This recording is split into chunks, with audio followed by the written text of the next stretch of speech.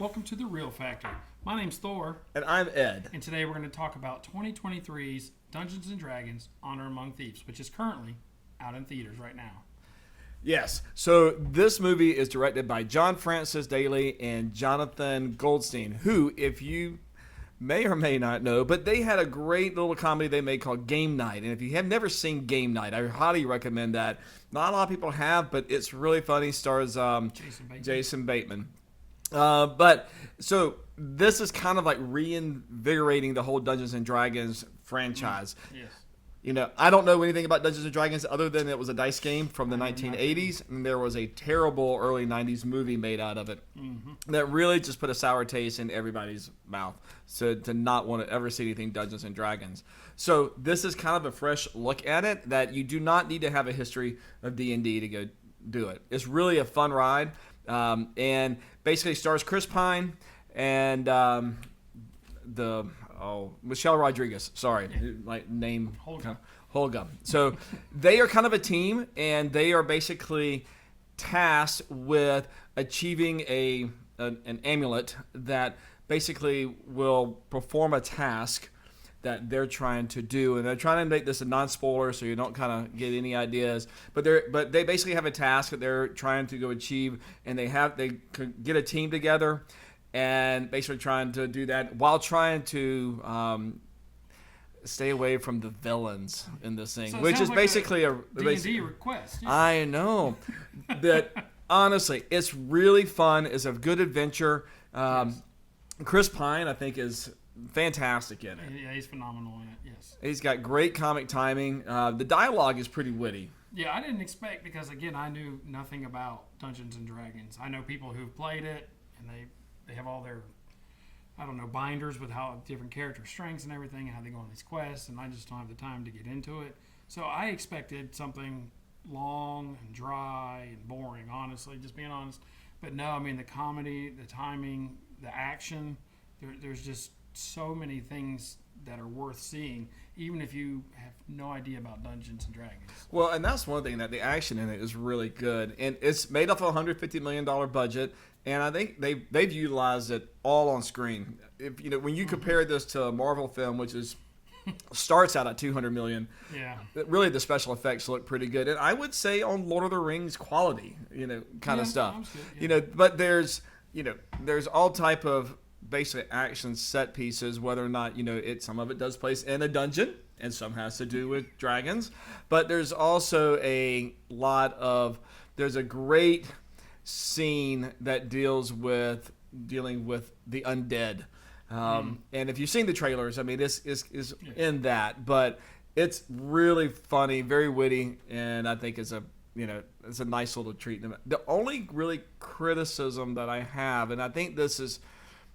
a necessary burden that you have to do, because people like myself who don't know the stories and everything, but every time you kind of got to a certain place, then they did a backstory that probably went on for about 5 to 8 minutes, and it was a lot of exposition, but it paid off at the end.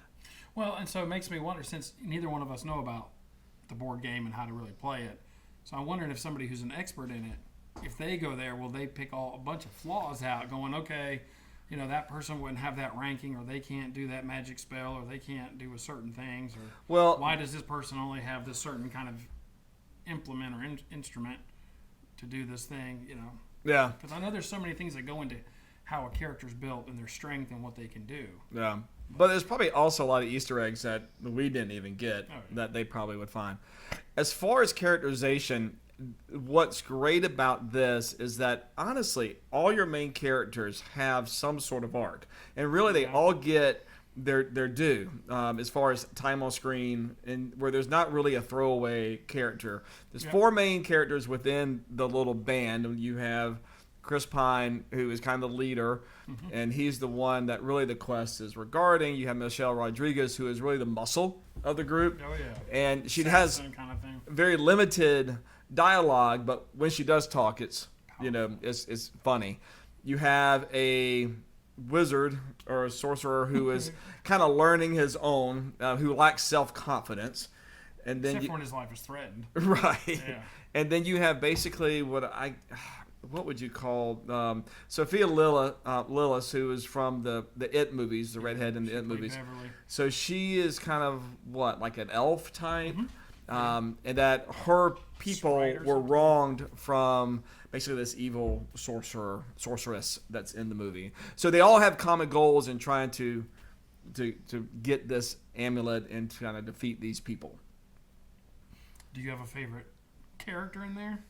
I think, honestly, my favorite character would probably be Michelle Rodriguez. I just think that Chris Pine to me was a Chris Pine character. I mean, that's, it was almost kind of like Captain Kirk, in Fantasyland. Yeah. But I thought Michelle Rodriguez, really, this is one of her better vehicles that she actually got to shine in it. I mean, I know she's in all the Fast and the Furious, and she has been in and out of those and out of Amnesia and whatnot. And she fights like a really soap hard in those movies. But this one, I mean, I think she really got to show off her acting and her stunt choreography. Yeah. Really well. I was real surprised at her type of man she was attracted to. Yes. So we'll just leave it at that. You got to go see it to understand. Yeah. My favorite was Sophina, who was actually the evil witch or whatever she would be considered. But yeah, she had all the power and she could do all the different things. Yes. Was she defeated? I don't want to tell you. I don't know. But this is kind of setting up a franchise. It is. So there's places where you can go after this. But I do feel like versus a lot of films that are like this where the whole movie is 60% setup for future movies. You could totally end this with this one. Mm-hmm. I mean, it is a self-contained film, beginning, end, character arcs. That is what I appreciate. So if they never make one, it's good on its own.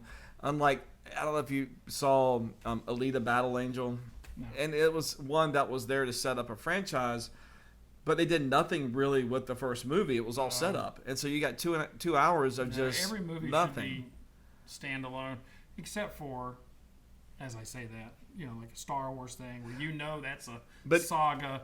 Lord of the Rings, if you read Tolkien stuff, that's the thing. You can't have a 9-hour movie. And Well, at least anything. But Star Wars, you didn't know he was going to have a second one, and so they made a self-contained movie to begin with. Yeah, true. And then, but Lord of the Rings is, we know that's The Hobbit and we know we got 2 sequels for that.